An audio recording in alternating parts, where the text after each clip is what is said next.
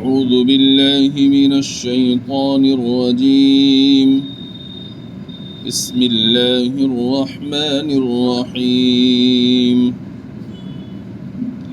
فارتقب يوم تأتي السماء بدخان مبين يغشى الناس هذا عذاب أليم ربنا اكشف عنا العذاب إنا مؤمنون أنى لهم الذكرى وقد جاءهم رسول مبين ثم تولوا عنه وقالوا معلم مجنون إنا كاشف العذاب قليلا إنكم عائدون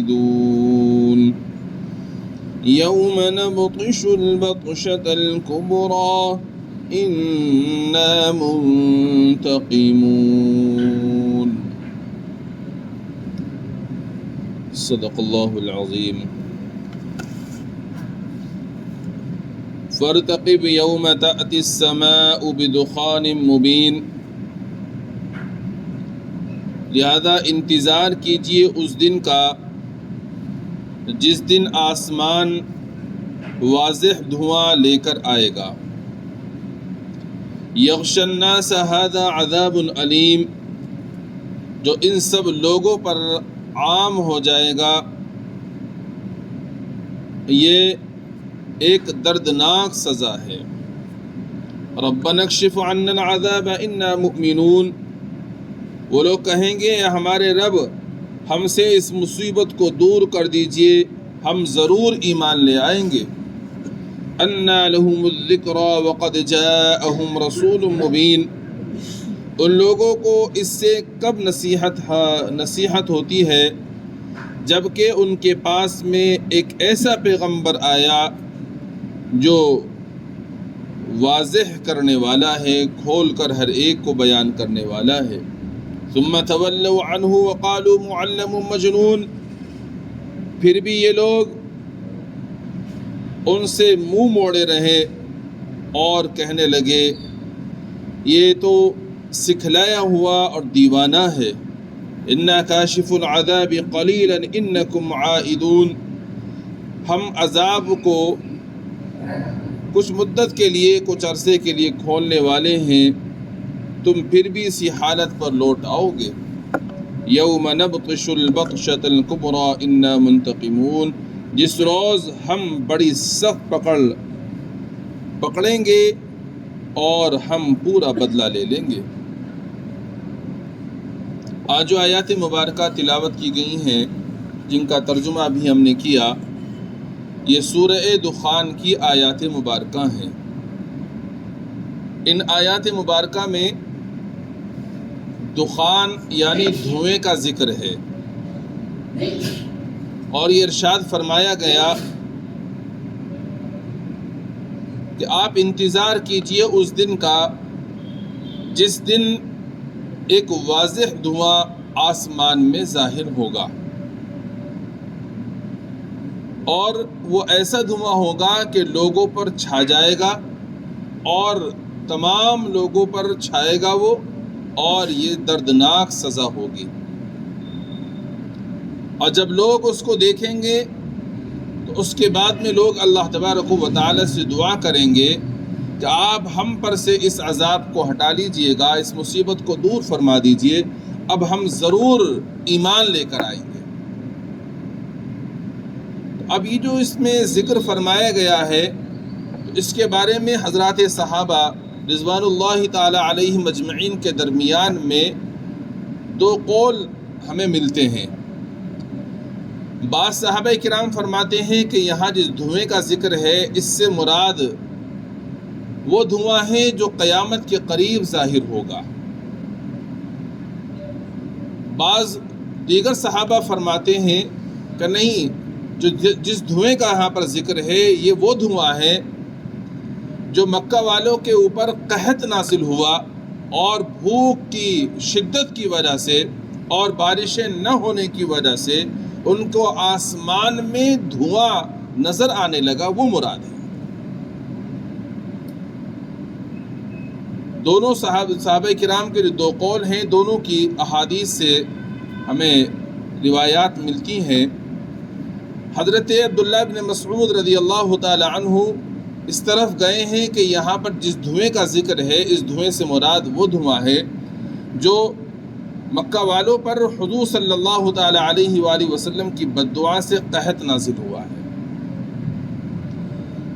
حضور اکرم صلی اللہ تعالی علیہ وآلہ وسلم نے مکہ والوں کے لیے بد دعا فرمائی، اور بد دعا اس وقت فرمائی ہے کہ جس وقت میں آپ علیہ السلام ہجرت فرما کر مدینہ منورہ تشریف لے گئے، وہاں بھی یہ لوگ برابر حملے کرتے رہے مدینہ منورہ کے اوپر مکہ والے۔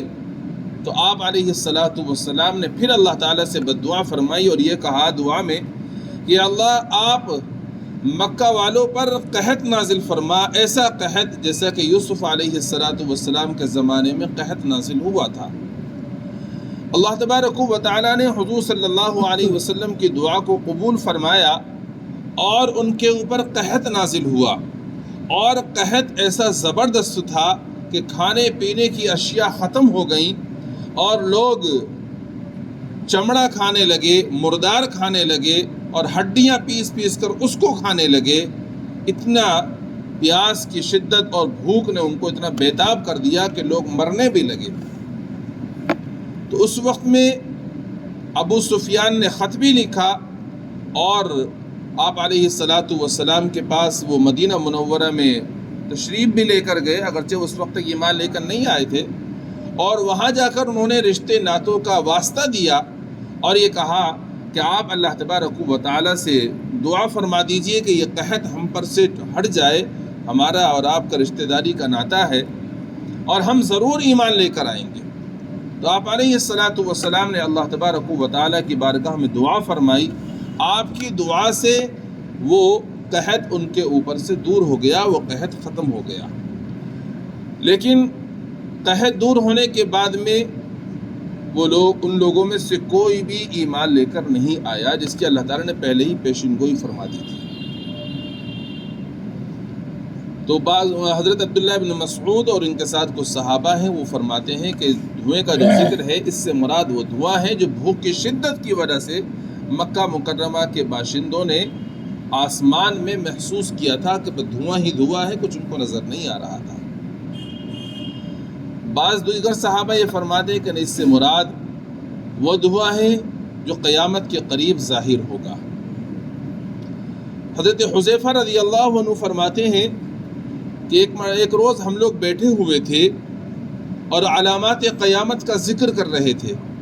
آپ علیہ السلام نے بالا خانے پر سے ہم پر نظر فرمائی اور آپ نے ارشاد فرمایا قیامت اس وقت تک قائم نہیں ہوگی جب تک کہ 10 علامات تم پر ظاہر نہ ہو جائیں، 10 چیزوں کو تم نہ دیکھ لو۔ ان میں سے ایک سورج کا مغرب کی طرف سے طلوع ہونا، دوسرے دخان یعنی دھوئیں کا ظاہر ہونا، اور تیسرے دابہ یعنی زمین سے عجیب چوپائے کا ظاہر ہونا، تیسرے یاجوج اور ایک یاجوج ماجوج کا خروج، اور ایک حضرت عیسیٰ علیہ السلام کا نزول، اور ایک دجال کا خروج، اور ایک زمین میں 3 خسف یعنی زمین میں 3 جگہ دھسا جانا، ایک مشرق میں، ایک مغرب میں اور ایک جزیرۃ العرب میں، اور ایک آگ جو قعر عدن سے نکلے گی اور وہ لوگوں کو ہکا کر لے جائے گی،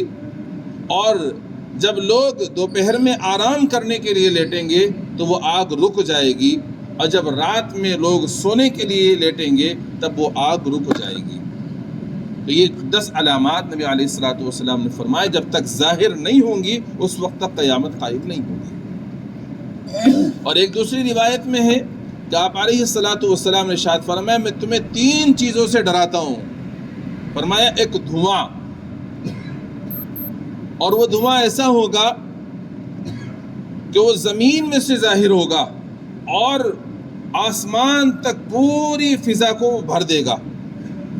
اتنا سخت دھواں ہوگا کہ اس دھوئیں کی وجہ سے جو ایمان والے ہوں گے ان کو تو بس زکام سا محسوس ہوگا جیسے زکام ہو گیا، اور جو کافر لوگ ہوں گے ان کے پورے جسم کے اندر وہ دھواں گھس جائے گا، اور جتنے بھی مسامات انسان کے جسم میں ہوتے ہیں، ناک کا سوراخ ہے، کان کے سوراخ ہے، اور جہاں سے بال انسان کے بدن میں اگتے ہیں، یہ مسامات ہیں، تو یہاں سے بھی دھواں نکلے گا ان کے۔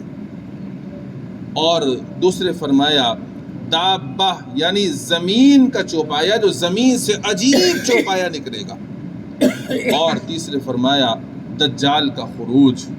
یہ تین چیزوں سے فرمایا میں تمہیں خبردار کرتا ہوں۔ تو یہ اس طرح کی روایات حضرات صحابہ سے علماء مفسرین نے کتابوں کے اندر لکھی ہیں۔ اب اس میں تطبیق کی یہ صورت لکھی گئی ہے کہ قرآن کریم کے اندر جس دھوئیں کا ذکر ہے، اس دھوئیں سے مراد وہ دھواں ہے جو مکہ والوں نے قحط کے زمانے میں دیکھ لیا ہے، اور دوسرا دھواں جس کا ذکر احادیث مبارکہ کے اندر ملتا ہے، اس سے مراد وہ دھواں ہے جو قیامت کے قریب ظاہر ہوگا، اور وہ ایسا سخت دھواں ہوگا کہ جس سے مومنوں کو تو زکام سا محسوس ہوگا، اور کافر لوگوں کے جسم میں وہ داخل ہو کر ایک ایک مسامات سے وہ باہر کو نکلے گا، اتنا سخت ترین وہ دھواں ہوگا۔ یہ تطبیق کی صورت علماء نے بیان فرمائی ہے۔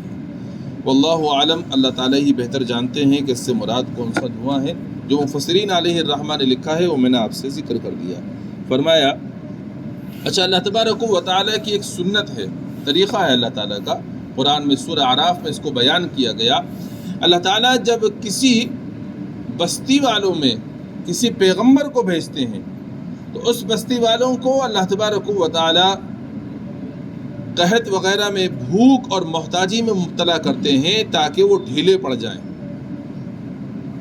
تو اللہ تبارک و تعالیٰ نے اپنی اس سنت پر عمل کرتے ہوئے مکہ والوں پر بھی قحط نازل فرمایا، اور ایسا قحط نازل ہوا کہ بھوک کی شدت سے وہ بیتاب ہو گئے، پریشان ہو گئے۔ اسی کا ذکر یہاں پر ہے۔ فرمایا فَارْتَقِبْ يَوْمَ تَأْتِي السَّمَاءُ بِدُخَانٍ مُبِينٍ، آپ انتظار کیجئے اس دن کا جس دن آسمان واضح دھواں لے کر نمودار ہوگا۔ یعنی پہلے ہی پیشین گوئی فرمائی جا رہی ہے۔ یہ جو سورہ مبارکہ ہے یہ ہجرت سے پہلے نازل ہوئی ہے، اور مکی دور کے اس زمانے میں نازل ہوئی جو درمیانی زمانہ ہے مکہ کا، اس زمانے میں اس کا نزول ہوا ہے۔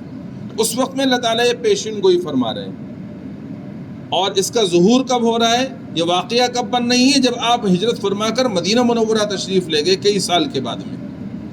اور ایسا ہوتا ہے کہ ایک پیشین گوئی فرمائی جاتی ہے، اس کا ظہور کبھی کا کبھی ہوتا ہے۔ قرآن کریم کے اندر اللہ تعالیٰ نے روم کے غلبے کا تذکرہ فرمایا کہ روم پر غلبہ مسلمانوں کو حاصل ہوگا، رومی مغلوب ہوں گے۔ اب یہ ایک پیشین گوئی اللہ تعالیٰ نے فرمائی، 7 سال بعد جا کے ظاہر ہوئی ہے۔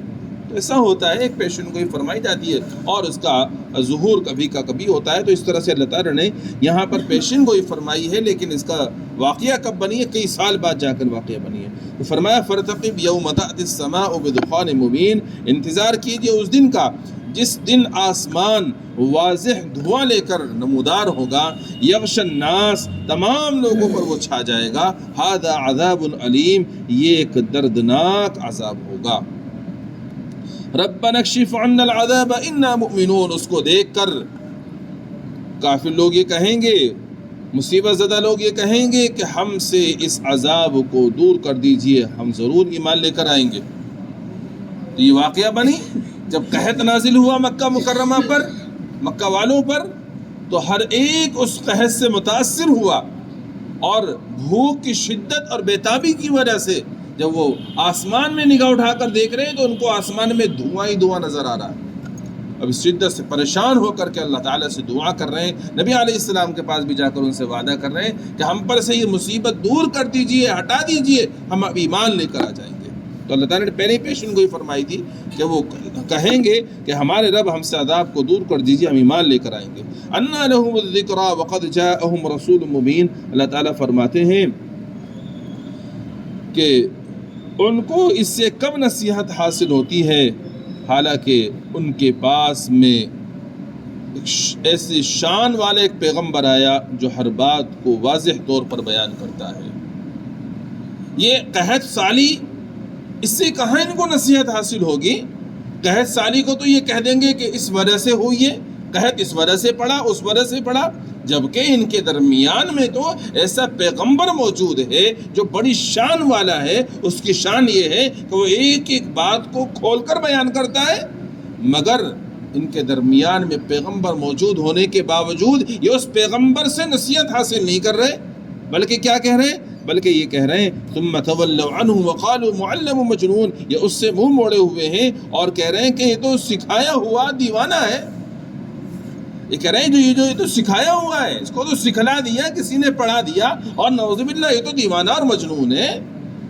یہ تو پیغمبر ان کے درمیان میں موجود ہے، اس پیغمبر سے نصیحت حاصل نہیں کر رہے، ان کی باتوں کو قبول نہیں کر رہے، تو بھلا اگر قحط ان پر نازل ہو گیا تو اس کی وجہ سے کیا یہ نصیحت حاصل کریں گے؟ نصیحت حاصل کرنے والے لوگ نہیں ہیں۔ اِنَّا كَاشِفُ الْعَذَابِ قَلِيلًا إِنَّكُمْ عَائِدُونَ، ہم کچھ عرصے کے لیے عذاب کو ہٹا دیتے ہیں تو پھر بھی اسی حالت پر آ جائیں گے۔